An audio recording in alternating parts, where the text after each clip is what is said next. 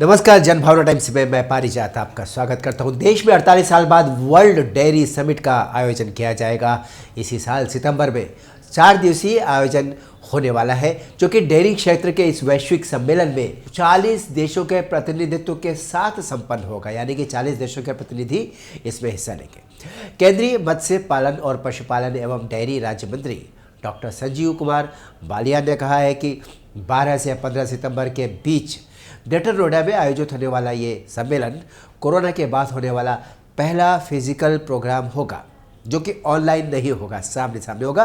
सम्मेलन का उद्घाटन देश के डेयरी उद्योग के विकास में वैश्विक पेशेवरों की दक्षता का लाभ लेना और भारतीय डेयरी उद्योग को वैश्विक मंच पर स्थापित करने का उद्देश्य लेकर के यह कार्यक्रम होने वाला है। डॉक्टर बालियान ने कहा कि दुनिया में डेयरी क्षेत्र में विकास दर 2% है, जबकि हमारे देश में ये दर 6% है। आने वाले समय में भारत इस क्षेत्र में विकास दर और बढ़ाने जा रहा है। उन्होंने कहा कि इस समय भारत दुनिया में दुग्ध उत्पादन में नंबर 1 पर है। दुनिया में सबसे ज़्यादा दुग्ध उत्पादन भारत में होता है। भारत का उत्पादन 21 करोड़ टन का है दूध का। दुनिया ये दूध का की उपलब्धता प्रति व्यक्ति 310 ग्राम प्रतिदिन है दुनिया में, जबकि भारत में 427 ग्राम प्रतिदिन है। ये एक बड़ी उपलब्धि है। उन्होंने कहा कि हमारे देश में डेयरी उद्योग सामुदायिक या कोऑपरेटिव है। इससे बड़े स्तर पर रोजगार और स्वरोजगार भी सृजित हो सकते हैं, यानी कि बनाए जा सकते हैं।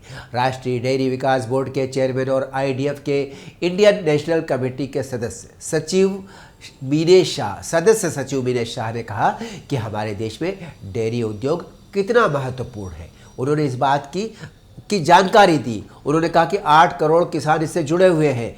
ये हमारे देश की ग्रामीण अर्थव्यवस्था को मजबूती देने के साथ ही हमारे ग्रामीण क्षेत्र में लाखों बेरोजगार लोगों को रोजगार उपलब्ध कराने के लिए ये एक महत्वपूर्ण सोर्स है, महत्वपूर्ण स्तंभ है। ऐसे में समझा जा सकता है कि वर्ल्ड डेयरी समिट भारत के लिए कितना अहम है। उन्होंने दूध की उपयोगिता बताते हुए कहा कि इसमें पौष्टिकता के कई स्रोत होते हैं। भारत में एक बड़ी आबादी शाकाहारी है। ऐसे में उसके लिए दूध और दूध से बने हुए पदार्थ यानी डेयरी प्रोडक्ट्स काफ़ी अहमियत रखते हैं। ये खुशी की बात है कि 48 साल बाद हमें दोबारा इस वर्ल्ड डेयरी समिट को करने का अवसर हिंदुस्तान को प्राप्त हुआ है। और मैं डेयरी सेक्टर की 2-4 बातें आपसे जरूर करूंगा हिंदुस्तान के उस हिसाब से। सबसे बड़ी बात यह है कि 8 करोड़ फैमिली कहीं ना कहीं डेयरी सेक्टर से जुड़ी हुई है देश में।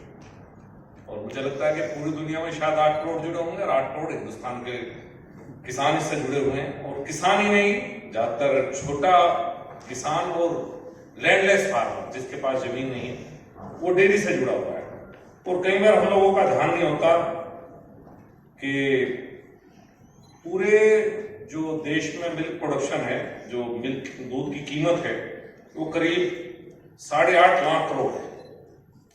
और ये धान, गेहूं और गन्ना, अगर तीनों फसल को जोड़ दिया जाए तो देश की मुख्य फसलें हैं, तीनों फसल को जोड़ने से भी ज्यादा अकेले दूध की कीमत है। इसका कितना बड़ा महत्व हो सकता है।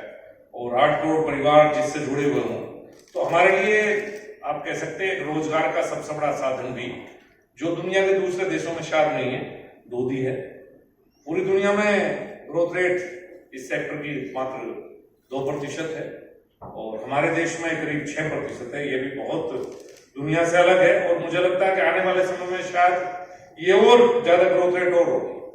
अभी इंडिया मिल्क प्रोडक्शन में दुनिया में नंबर 1 है। करीब 21 करोड़ टन दूध का प्रोडक्शन हम कर रहे हैं। और अच्छी बात यह है कि हम जो वर्ल्ड में अवेलेबिलिटी है दूध की 310 ग्राम पर डे, उससे बढ़ के हम 427 ग्राम पर डे पे है। ये काफी बड़ा अंतर है, जो आप कह सकते हैं पिछले कुछ समय जो परिवर्तन है।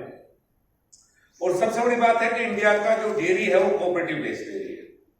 शायद दुनिया में किसी कंट्री में जो कॉस्ट है, जो सेलिंग प्राइस है, उसका 70% तक नहीं मिलता होगा, जो कि हिंदुस्तान में जहां जहां भी कोऑपरेटिव है उस सेक्टर में 70% तक जो जितनी दूध की सेलिंग प्राइस होगी वो किसान की अवेलेबिलिटी है। ये बहुत बड़ी बात है।